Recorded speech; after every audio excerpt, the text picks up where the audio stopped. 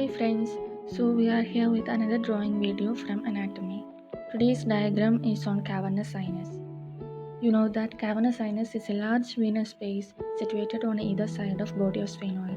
So this is your body of sphenoid and on either side of this is the cavernous sinus.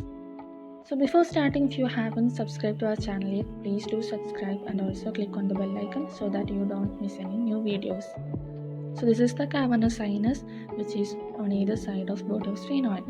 It is divided into a number of small spaces by trabeculae and therefore it is named as cavernous sinus. So this is the endosteal layer and here is the meningeal layer. You already know that the cavernous sinus is formed as a result of separation of two layers of dura mater. The cranial dura mater has got two layers and that is the endosteal layer and the meningeal layer. These two layers separate to form cavernous sinus. Now let's label the diagram.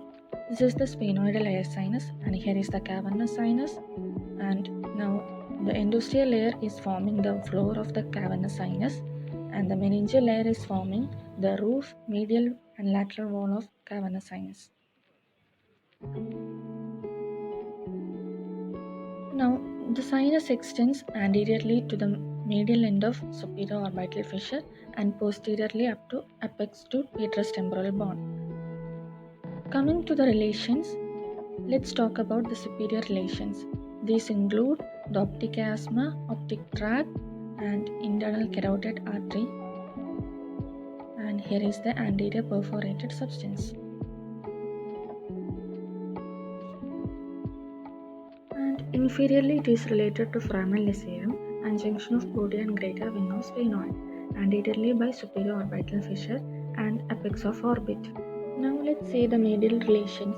We know that the sinus is located on either side of sphenoid bone. In the middle of sphenoid, there is a hypophageal fossa, and in this lies the pituitary gland, also called as hypophysis cerebri. Therefore, medially it is related to pituitary gland and the sphenoidal layer sinuses. Now coming to the lateral relations, two structures are related, that is temporal lobe of cerebral hemisphere and the trigeminal ganglion. So now let's see the structures present in the lateral wall of the sinus. From below upward, just remember the mnemonic motto: maxillary nerve, ophthalmic nerve, which are the division of trigeminal nerve, and then trochlear nerve and oculomotor nerve.